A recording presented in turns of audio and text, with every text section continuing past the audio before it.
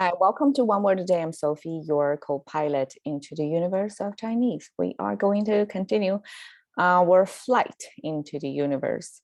气宇轩昂 is what we talk about, this personal air projecting as if it's a luxury cart traveling upright, that you got this upward going energy field in your qi, your personal air or air field. So today we're going to continue. Oops, on. So on is upward. So here is the same because the word came from a person looking at the sun. So that's the kind of on, like your posture is like upward pointing. And shou. Okay, this is the shou in its original form. Okay, a little bit Chinese visuals. So this. Okay, when we see this structure, a block with two horizontal lines, we know that's eyes.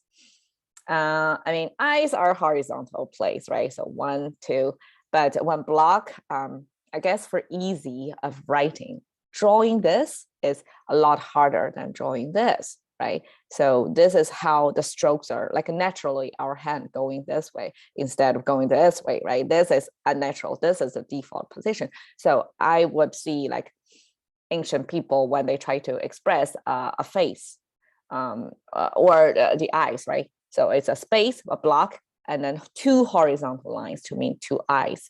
So that's our eye symbol.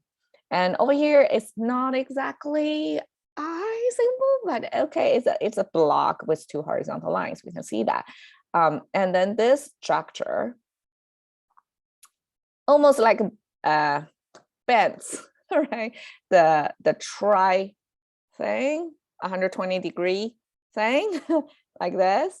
Yeah, it's in Chinese character, and that actually means the nose. I guess it's like a nose bridge thing. Like you have this bridge, and then you have the slanted slopes going down. I mean, now look at it. It is right. This is the peace sign. This is the dance symbol. Nose. This and oh my god, it's my discovery just by looking at the camera myself on my face. So yes, ancient people accurately capture that. So you have the nose and you have the eyes here. So that basically means, okay, you have a face. The important features here, you have a face, and then on top of that, this upward going flowy thing is out here. So hair expression back then. So the whole thing means basically the full head. So this is the head thing. Of course, the mouth is not there. We can see even the mouth is over there because this whole block thing, we use the block as mouth.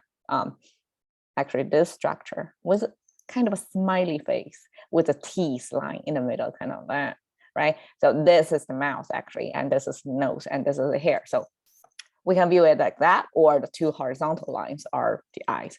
In any case, it's an ancient way to depict this is your head. The main features are there.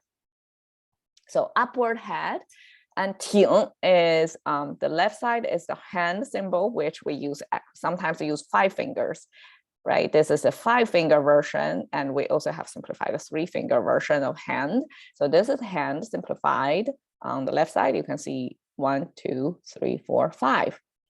5 fingers showing there. And then the right side is the sound maker. I'm not going to the detail, but it sounds like a ting, right?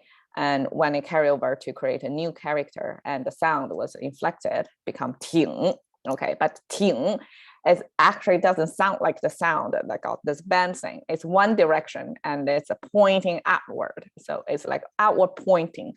I don't know why it's a hand. So I guess anything that to do with motion, a posture or something, right? It's, people have to describe it for easy understand. It's something related to your body, and the easiest part to express with the body is your hand. So your hand probably have this gesture of doing something, and that shows the outward pointing. Okay,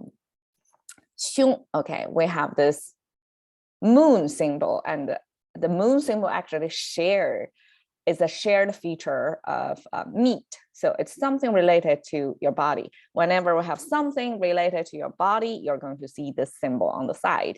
It came from this omega looking thing that means meat to us, kind of our ancient ham looking symbol in contemporary image expression, right? And with two horizontal lines. So eventually it's simplified into the same as the moon structure. But okay, here it means meat. And then the right side is the sound maker. A sound like a xiong means danger or risk or hazard. That's xiong.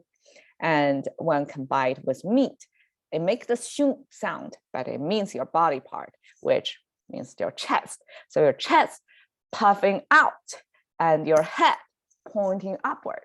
Okay, isn't that the most succinct posture advice back then? Like you have this holding your head up and your chest outward pointing.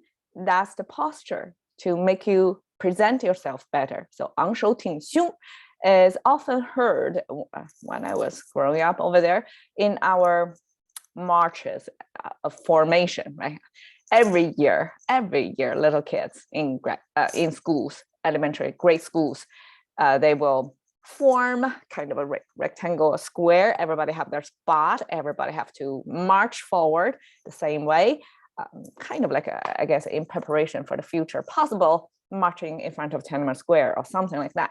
So it's a national thing. So little kids are told 昂首挺胸. So that's the posture you're going to hold yourself, to show upward. You're healthy, you're confident, you're one of the contributing members of this perfect square. You're going to march in sync with other kids to be impressive, right?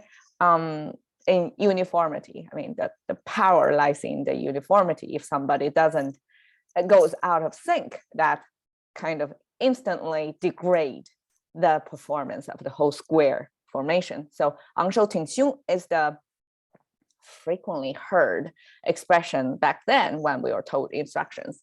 Before we go out, 昂首挺胸, okay, and then you march out in that posture. Okay, so in Western concept, this is one of my favorite shows, Marvelous Mrs. Maisel. And I think the tagline from that, besides all other very catchy phrases or lines from it, is Tits up. So it's her manager before Mrs. Maisel stand in front of a crowd and do her piece. Her manager will always tell her, tits up.